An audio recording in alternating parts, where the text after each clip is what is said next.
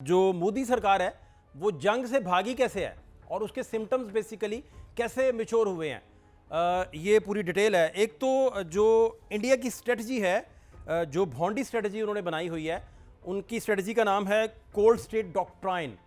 और उनकी स्ट्रेटजी के मुताबिक उनका ख्याल है, वो शायद मुझे नहीं लगता कि होशो हवास में इस तरह की स्ट्रेटजी कोई मुल्क लिख सकता है।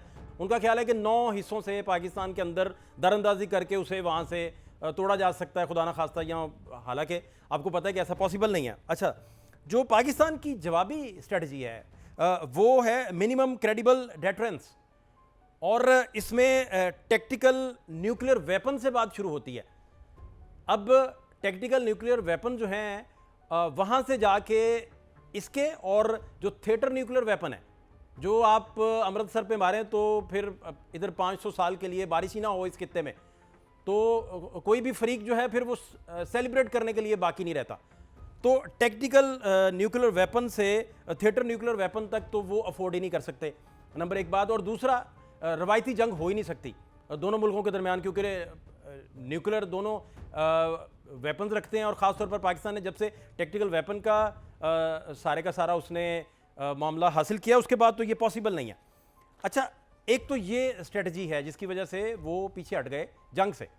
दूसरा जो अहम तरीन है, उनका जब भी जारहाना पॉलिसी उन्होंने अडॉप्ट करना होती है और कोई जारियत का उन्होंने फैसला करना होता है, तो वहाँ वज़ीर आज़म उनके बैठते हैं, वज़ीर दिफा बैठते हैं, वज़ीर दाखिला बैठते हैं, वज़ीर ख़जाना बैठते हैं, और उसमें फिर नेशनल सिक्योरिटी एडवाइज़र भी, बहुत ज़्यादा एक्स्ट्रा ऑर्डनरी सूरत हाल हो तो नेशनल सिक्योरिटी एडवाइज़र आ जाते हैं।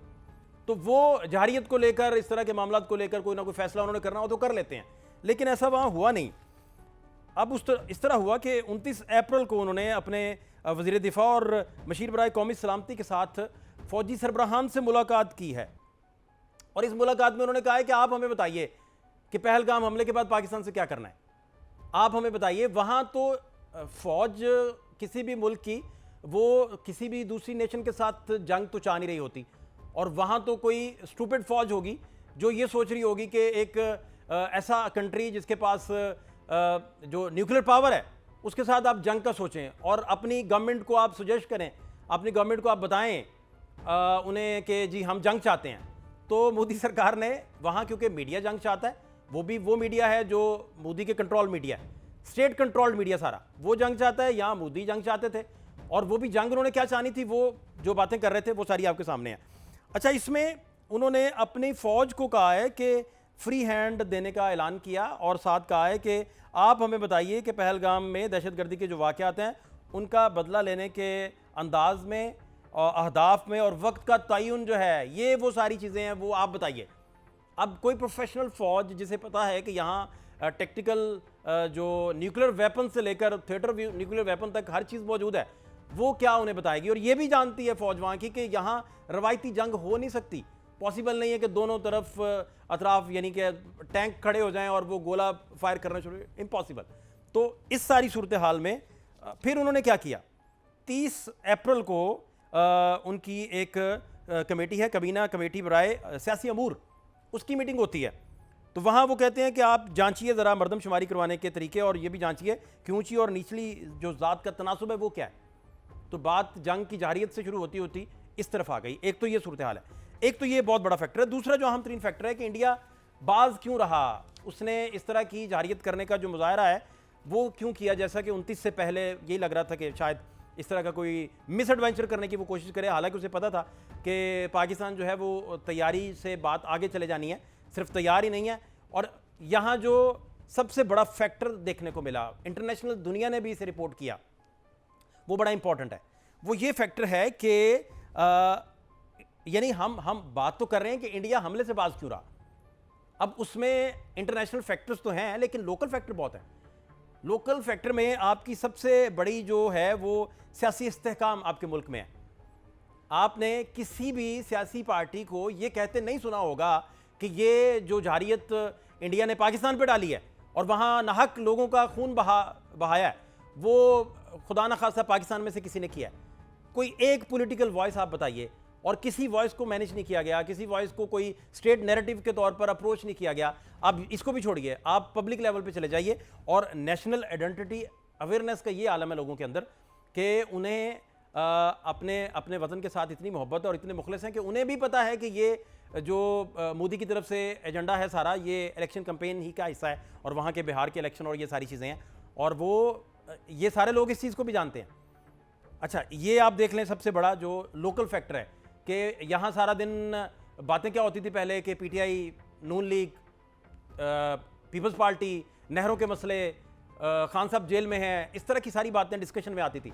अब क्या बातें हो रही हैं कि इंडिया ने अगर जारियत का सोचा भी तो उसका क्या हशर किया जाएगा, क्या उसका हाल किया जाएगा, वो सारे लोग बता रहे हैं। वो अपोजिशन लीडर हो, आपके वज़ीर-ए-आज़म पाकिस्तान हो, वो मौलाना फजलुर रहमान हो, कोई भी, नेम एनीबडी। अच्छा, एक तो ये, दूसरा वो हमले से क्यों टला रहा, उसकी बुनियादी वजह थी कि आपको याद है कि अमेरिकी नायब सदर जेडी वैंस जो हैं वो वहाँ उस वक्त मौजूद थे।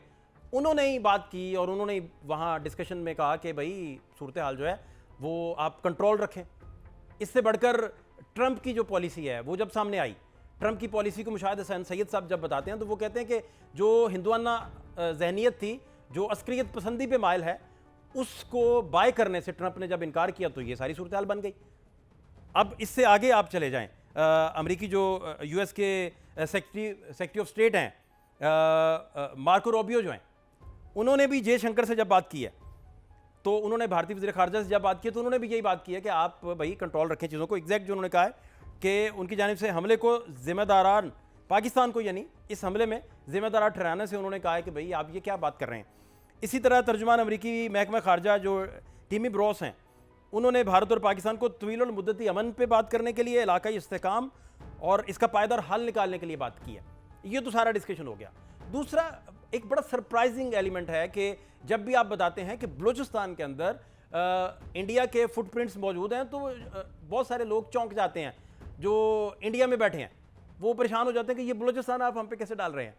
तो आप इजिप्ट चले जाइए, शर्मुल शेख चले जाइए, वहाँ 2009 में चले जाइए और जो जॉइंट डिक्लेरेशन वहाँ निकला, जो मनमोहन थे प्राइम मिनिस्टर इंडिया के और यूसुफ रज़ा गिलानी थे पाकिस्तान की तरफ से, तो जो जॉइंट रेजोल्यूशन था, जो मुश्तरका एलामिया था, उस एलामिया के मुताबिक आपको बताएं कि उस एलामिया में कहता है कि मुश्तरका एलामिया के मुताबिक दोनों मुल्कों ने दहशतगर्दी के खिलाफ लड़ाई में एक दूसरे के साथ ताउन पर इत्तेफाक किया। बहुत अच्छी बात है, लेकिन इसके साथ साथ इस ज़िमन में पाकिस्तान की तरफ से बाज़ाब्ता तौर पर बलूचिस्तान में भारत की मुबैना मुदाखलत का मामला खास तौर पर उठाया गया। एक बात। दूसरा, एलामिया के मुताबिक पाकिस्तानी वज़ीर-ए-आज़म ने भारतीय वज़ीर-ए-आज़म से कहा कि इनके पास बलूचिस्तान और मुख्तलिफ इलाकों में दरपेश जो सिक्योरिटी खतरात पर मालूमात भी हैं और डोजियर भी उन्हें हैंड ओवर किया गया था। और जब मनमोहन जो हैं वो अपने वतन वापस पहुंचे थे इंडिया, तो उनका जो हशर किया था अपोजिशन ने, उनका जो हशर किया था वहाँ के मीडिया ने, सोशल मीडिया ने और सारे लोगों ने जो उनका हशर नशर बनाया था, जो दुर्गत बनाई थी कि इस डिक्लेरेशन के अंदर बलूचिस्तान का नाम कैसे आ गया।